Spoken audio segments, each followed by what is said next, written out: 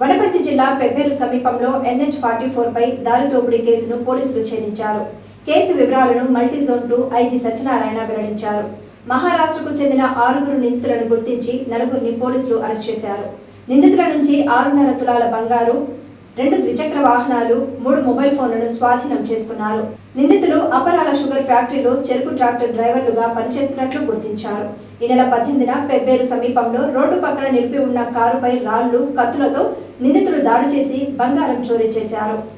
ముందు వీళ్ళకి తెలియకుండా పైన ఏదైతే లగేజ్ ఉందో ఆ లగేజ్ని కట్ చేసి తీసుకువెళ్ళి ఫీల్డ్లో చూసుకున్నారు. అక్కడ కేవలం ప్రసాదాలు,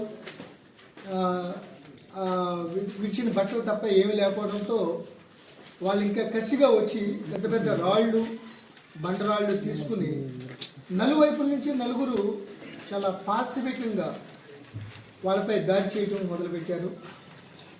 ఒకేసారి లైట్నింగ్ అటాక్ చేసే తరుణంలో వీళ్ళు ఒక రకమైన షాక్కు గురయ్యారు. తర్వాత వాళ్ళు కంటిన్యూస్గా దాడి చేస్తూనే వీళ్ళ దగ్గర ఉన్న 13.5 తులాల బంగారం సంబంధించిన పుస్తల తాళ్ళు, చైన్స్, మంగళసూత్రాలు ఇవన్నీ కూడా దోపిడీ చేయడం జరిగింది. ఆ కొన్ని నిమిషాల్లోనే వాళ్ళు చేసిన విధ్వంసం అంతా ఎంత కాదు. హైవేలో ఇటీవల కాలంలో ఎప్పుడు కూడా మేము ఇటువంటి ఇంటెన్సిటీ ఉన్న డెకాయిటీ చూడలేదు. దట్టు ఇటు తిరుపతి ఎక్కువగా ప్రతిరోజు వందలాది వెహికల్స్ వెళ్తూ ఉంటాయి, వస్తూ ఉంటాయి. సో స్లీపీగా ఉన్నప్పుడు ఇటువంటి డాబాల దగ్గర వీళ్ళ దగ్గర పెట్టుకోవడం చాలా పరిపాటి.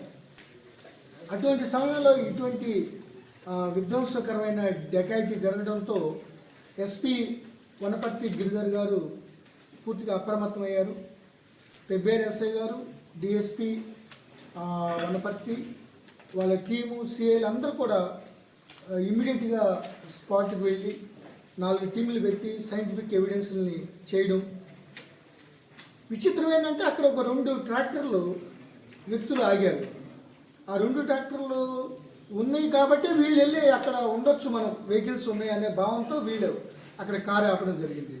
అంతకుముందు కారు ఒకటి వచ్చి దాంట్లో మగవాళ్ళు వాళ్ళు ఏం నిద్రకి ఉపక్రమించకపోవడం వల్ల వీళ్ళు ఆ దోపిడీకి స్టార్ట్ చేయలేదు.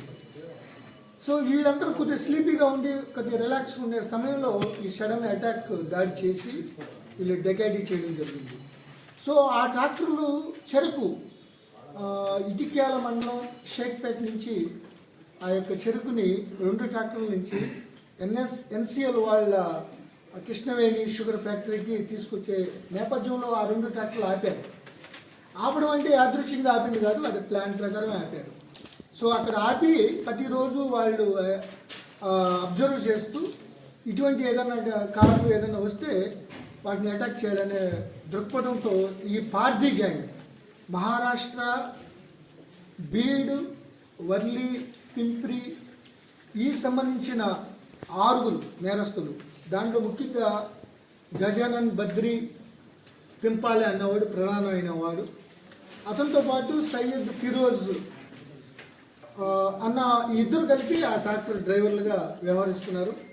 దీంతోపాటు శ్రీరామ్ శివాజీ షిండే, అదేవిధంగా సచిన్ సంతోష్ షిండే వాళ్ళిద్దరు కూడా వీళ్ళకి సహకరించారు. దీంతోపాటు సంతోష్ కాలే, అదేవిధంగా సంజయ్ షిండే వీళ్ళిద్దరు కూడా దొరకలేదు.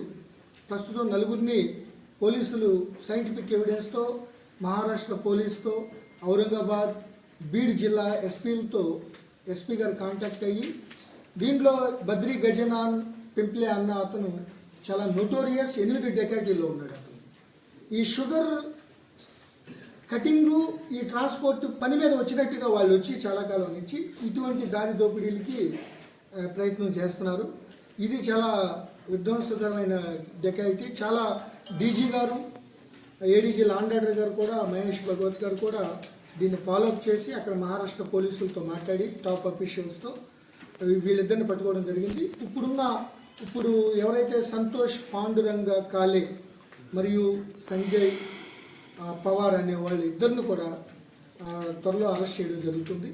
వాళ్ళ నుంచి సుమారు 6.5 తులాలకు సంబంధించిన 60% బంగారాన్ని ఇంటాక్ట్ రికవర్ చేయడం జరిగింది. ఏదైతే పోగొట్టుకున్నారో అయ్యే రికవర్ చేయడం జరిగింది. సో ఇది చాలా దురదృష్టమైన సంఘటన. ఆల్రెడీ హైవే పెట్రోలింగ్ ఉంది. ఈ కొత్త కానిస్టేబుల్స్ రిక్రూట్ అయిన వచ్చిన దగ్గర నుంచి ఇటు సైబర్ క్రైమ్లోను ఇటు హైవే పెట్రోలింగ్ ఇంటెన్సిఫై చేయడానికి ఇటు గద్వాల్, వనపర్తి, మహబూబ్ నగర్ హైవే నుంచి ఇటు రాయలసీమ కనెక్టివ్ రోడ్లో పెంచడం జరిగింది.